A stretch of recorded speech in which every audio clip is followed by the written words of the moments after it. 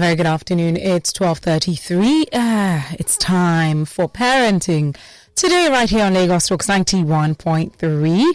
My name is Ifunaya, and I have with me having this conversation the CEO of Lagos Mums, Yetty Williams. Good afternoon, Yetty.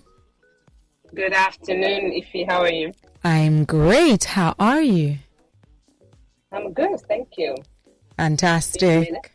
Yeah, it has been a minute. Looking forward to today's conversation. So we are going to be talking about the benefit of the summer holiday. If there is a benefit, what are those benefits? If these benefits differ according to, the type of family, the country, and the list goes on and on.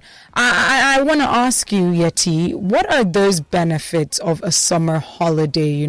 What is special about summer? Right? Is it different from every other holiday that a child would have, taking a break from that school stretch, to just take a breather? So I want to know what really is special about summer holidays.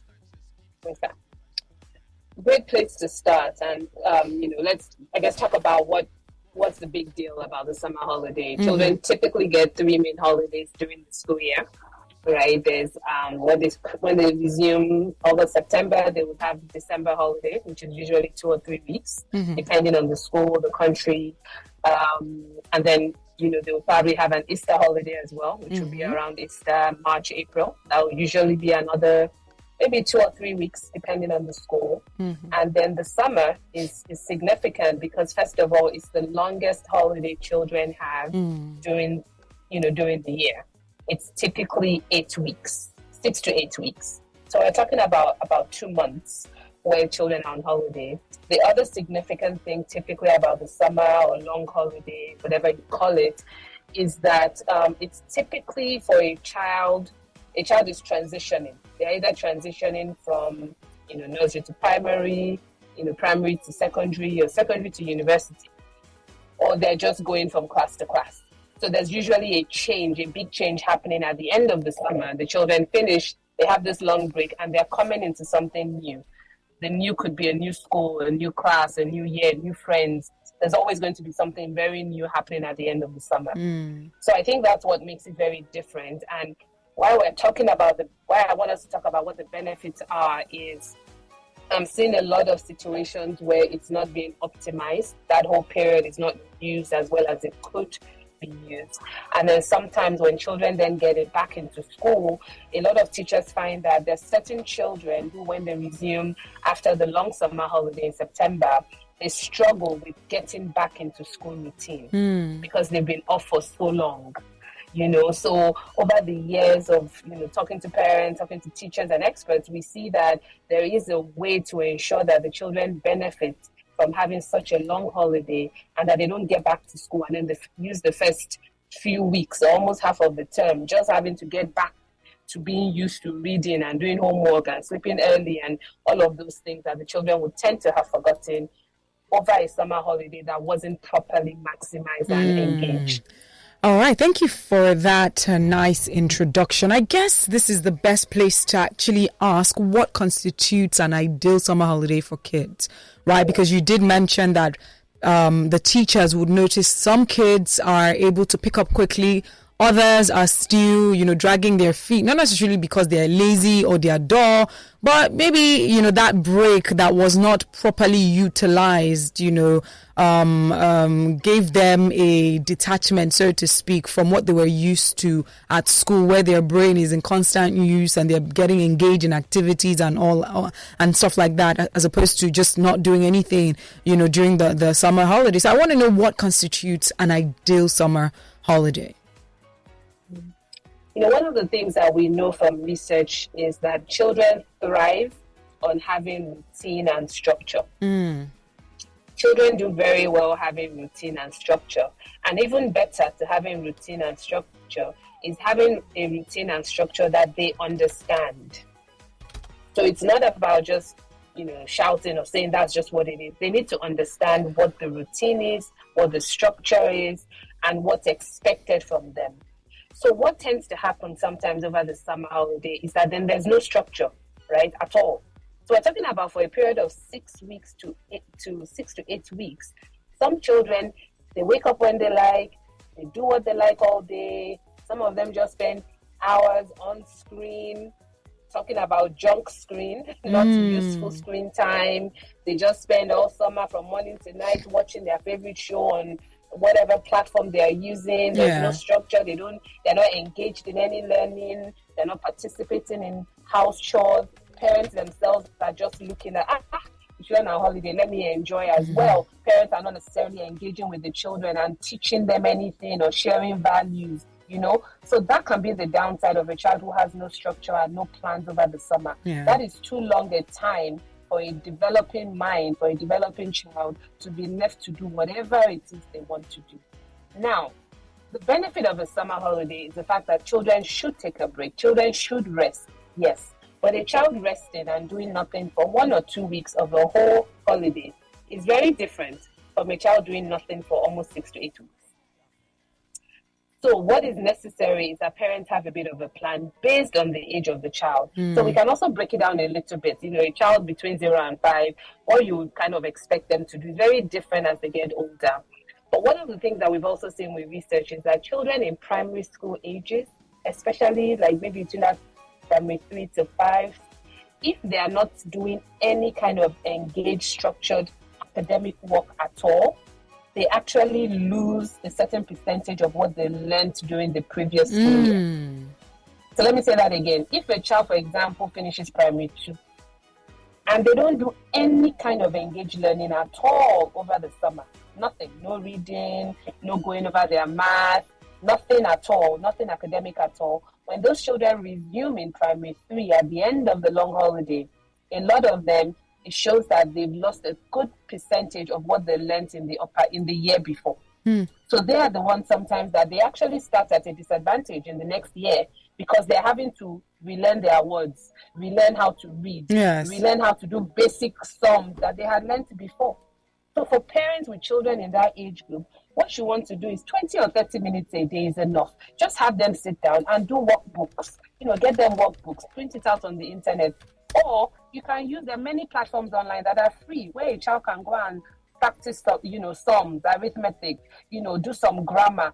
It's about having that plan. And when you put it in place for the children and you explain it to them early, okay, for the first week, it's just holiday, sleep when you like, wake up when you like. But from this day, you are going to have to do 20 to 30 minutes of this kind of work every day.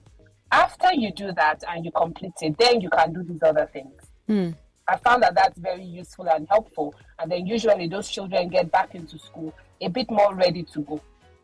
Wow. So in a case where, it's very, for lack of a better description, not saying that the kids are a burden, but it sort of disrupts the parents' own, schedule, especially if these are people who find themselves working so that they can, create a much better life for their kids. And a lot of times schools serve as their own form of nanny time, because they know that from this time to this time, my kids are in school. So it gives me time to actually go to work, do the work, come back, pick them up and, go home. But this time is they are here with us. They're at home. I can't just, go to work the way I do. I might even have to opt for, work from home and things like that. So if there's some parents that may say, yes, I understand what you're saying, but I can't really get the time to maybe dedicate ensuring that my kids have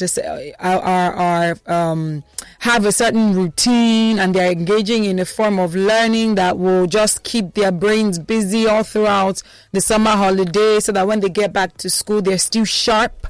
So what happens to parents who feel like they may not be able to dedicate time to structure something out and also monitor that their kids are going through that process? Parenting is a challenge. It's tough, and it's always been tough, and it will always be tough. However, I come from the perspective that children were not asked to be born. True. and I remember when the picture I just painted now, the scenario I painted, I said 20 to 30 minutes of some daily work. Now, let's go back here. Parents are busy. They might be out of the house from morning to night. Absolutely. But somebody is supervising those children, right, while the parents are at work. They're going to be somewhere. Either it's going to be domestic staff at home, right? Or they are going to be going to their neighbor's house or grandma's house. Those children are probably not being left unsupervised in the house. So what I prefer is for parents to think about, all right, if, we're coming towards the end of the summer now. So this conversation is happening now for two reasons. One is for parents to look back while the summer is still fresh and to say, you know what, can I say my children were engaged? Can I say they've actually, used the summer well? You can either give yourself a tick, 90%, 100%, or be honest and say, actually, there's room for improvement. Fine. What does that then mean for the next summer? So rather than start from the perspective of, but I'm busy, who has the time? I will come back and say, well, what do you want for your child? If it's important for you to ensure this happens, then we can find a way for it to happen. And when I've done this work with parents and we go into it, they find out that actually you don't have to be there 24/7. Let's say, for example, the child is at home. They have domestic staff at home. Mommy and daddy go to work. The child wakes up at 9 or 10 o'clock. The domestic staff, your nanny, hopefully in the house, makes going to give them food, make sure they have a bath. You can tell that nanny to ensure that between this time and this time, the child should sit down and do this work that I have printed out. Right? Okay. Take their phones, turn off the devices. When they finish the work, tell the nanny or tell the children to then call you and say, Mom, Dad, that work you left for me, I have now finished it. You're at work, you're not there, but you are able to supervise from a distance. When they finish that, you can say, well done. Now, your next half of the day can start. Maybe at that time, you're already at about noon or 1 o'clock, maybe. Because usually on holiday, children tend to wake up a bit later before they'll take their bath and all of that. So at about 12:01, maybe they're done with lunch, they've done work for the day. Then you're looking at, okay, how do we keep them busy from 1 o'clock to maybe 6 or 7 when mom or dad get home? So I think these things are doable, but we need to think about it from the perspective of how are we going to make this work and what are my realities? If I work out of the house all the time, then I cannot be the one to personally supervise my child. But then what does that mean? Do I have a solid domestic staff in the house that can do it? Are they going to go to their neighbor's house? Are they going to go to grandma's house? Am I going to enroll them in a camp for maybe 2 days a week that's going to ensure they get this? Then there are always solutions that you can find. But you have to be open to saying, we can't do it. It's important to do it. And therefore, we must find a way to make it happen for the children's benefit. Okay, that's fantastic. But, sometimes I just think about myself personally, someone working 5 days a week, I go to work, I have to engage in all of the news and what's going on. There are times when I take my leave, I don't want to even know what's going on in Nigeria. Matter of fact, I don't want to know what's going on anywhere. In fact, don't bring that news to me. I just want to, just leave me. I want to do every other thing. I want to do every other thing than know what is going on in the news. And I made it a point to do that because I feel like that's how I distress and just declutter my mind. But there are some parents who feel like, summer holiday, allow your children. Which one is do this, do that? Like, they shouldn't even do any work. What would you say to parents who just feel like, no, my kid has been working so tirelessly and, they did fantastic. In fact, they came first or top 3. For summer holiday should just be play, just release yourself of all the stress and then get back to school and focus on the work. In fact, I'll get you a lesson teacher, that will help out to just make sure that you're focused. So what would you say about that? So what I would say is that we're talking about maintenance. We're not talking about going to school from 8 a.m. to 2 or 3 p.m., right? A typical school day is 8 a.m. to 2 or 3. The child is engaged in multiple lessons, in multiple subjects. They have homework. So there's no way that what we're talking about in terms of keeping your child engaged over the summer is going to be at the same level of intensity as during the school year. Now, if you're a parent who feels like, I beg, it's summer, they shouldn't do anything, no problem. Your children are definitely going to pick up that vibe. Wow. However, if you're a parent who says, I understand this in the summer, you've done well, great job, high five, I'm very proud of all the hard work you put in. It's not about the position your child came, it's about how hard they worked during the year. Praise all of those efforts. The truth is, if you're honest, there are some children who need some additional support. Absolutely. So summer can be a good time where you say, you know what, how are we going to get extra support in this area? I'm going to use a practical example. My children are above the age where I'm going to be the one printing out workbook for them to do some math homework and all of that because they are now teenagers. However, one of the things we did this summer, I'm a bit embarrassed to say it on air, but even though I'm Yoruba, my husband is Yoruba, our children's Yoruba is not, it's not quite there. One of the things we did this summer was to get them a Yoruba lesson teacher. Fantastic. A few minutes. So that's what I mean about engaged learning. Do you understand? The other thing we did was, for my older one, we got her an internship. Oh, fantastic. A few hours a week. So I keep going back to, if a parent desires it, and you have this parenting vision board that I know I've talked about many times, you list it out. You have, let's say, 16 years before your child is out of your house. What are the things you want to do per age group? At this age, it is starting to learn about work ethic.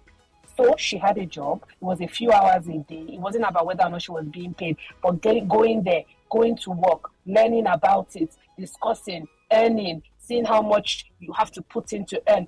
That is engaged learning. I like so that. As parents, we need to get creative. What do we mean by engaged learning? A child must be engaged. Their brain is still developing and they have to be engaged. Over the summer can be a very dangerous time to leave children to do nothing, especially in the world we live in today, where if a child is not engaged, they are more likely to fall into doing negative things online. That's the truth, And because of that reality, I've seen quite a few parents who've come to me to say, my God, now all my son wants to do is play video games all the time. What am I going to do? They're about to start school. And then I ask them, what have they been doing all summer? Did you get them to play outside, go and kick a ball, read a book, read a magazine?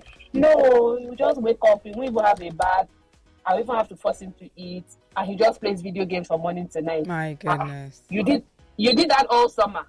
Really? And you are surprised that this is, do you know what I mean? Wow. And you're surprised that that's what you have in front of you now, is a child who's moody because they've been having that excessive dopamine hit of playing video games almost 10 to 15 hours per day for 4 or 5 weeks.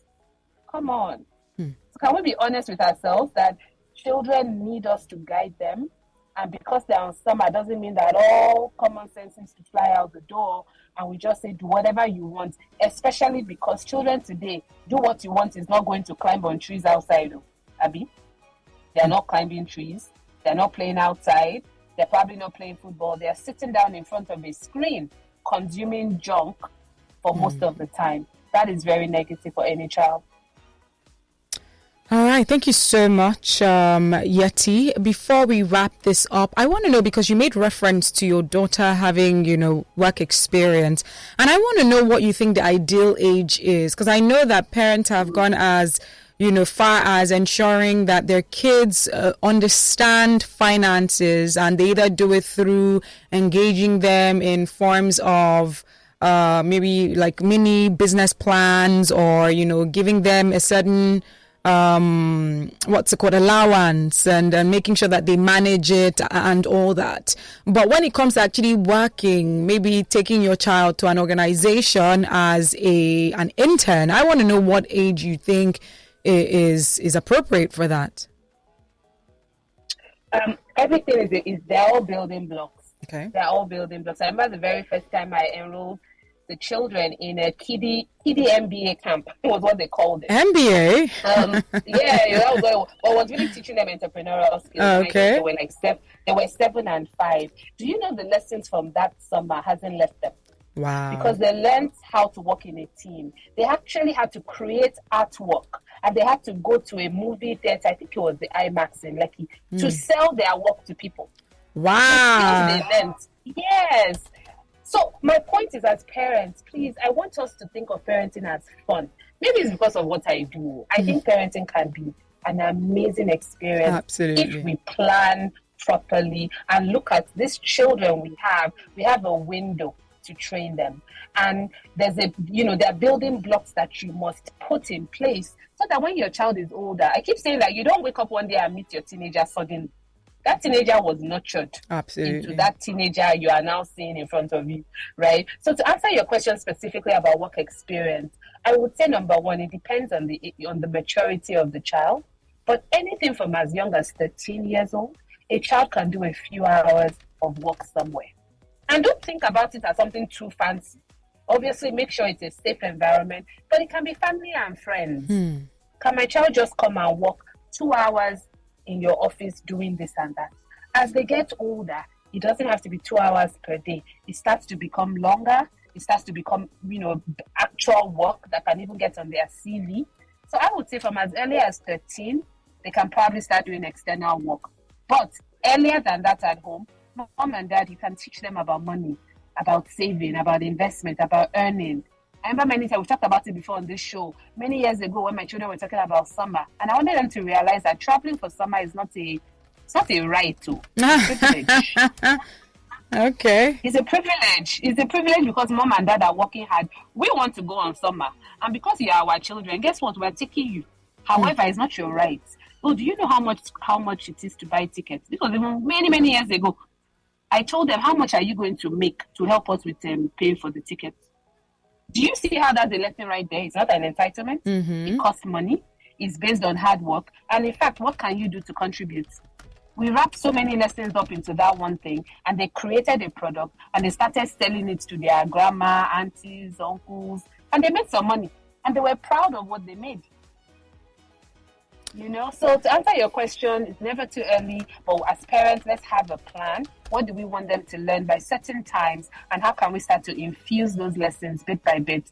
And let's not lose the benefit of a summer holiday where these children are yours for a period of like 6 to 8 weeks for you to train them in a way that you want. What does that mean for you, mom and dad? Maybe you have to actually take time off work. Even if it's 1 or 2 weeks, take some time off work now so that you can engage with the children. But when you take time off work, don't just all be on your devices all day. What's the good? Absolutely. It is 12:55, Yetty. It's been a very insightful conversation with you. Thank you so much. As we wrap up, I'd like for you to give a parting note to those parents that are listening regarding the benefits of a summer holiday and what they should look at doing moving forward, understanding that it is for the best of their kids. Yes, great. Thanks for that. It's been a great show. And indeed, as the summer starts to wrap up, 2 things for parents. Be good to look back on the summer and how your children have spent it, and really review it. Was it a great summer? Not just from your perspective, but from the children's perspective as well. Ask them, how did you enjoy your holiday? What did you like doing? What would you like to maybe do differently? And then you can start planning for next year. I find that planning ahead is really helpful. So if you know that, for example, on the academic side, I think next year will be important for my child to either have a lesson teacher, do some work every day. Can I sign up on a website that I can get workbook for the children based on the age of the children? There are so many resources.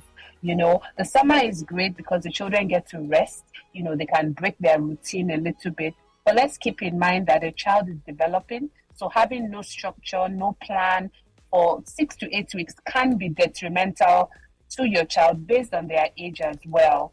And lastly, to remember that the summer is a critical point because the children are moving from moving classes. They might be moving schools, moving classes.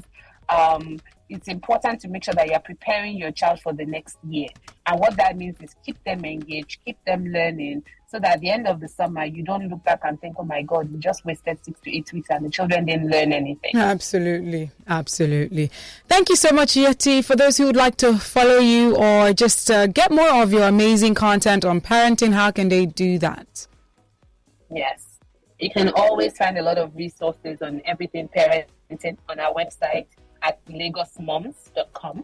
And on Instagram, Facebook, and Twitter, you can follow us at Lagos Moms, where we have all kinds of resources to support parents through all the different developmental stages of their children's lives and ages. Fantastic. Thank you so much. All right. If you're listening, remember this happens every Thursday, 12:30 to 1 p.m. Make it a date with us. And Yetty reiterated one of the statements that I made. Parenting in itself doesn't have to be that difficult. Yes, it does require work. But if you're equipped, it makes it a tad better. Just knowing exactly how to parent children of this generation, teenagers of this generation. And we take you through the entire process on Parenting Today on Lagos Talks 91.3, Thursdays at 12:30.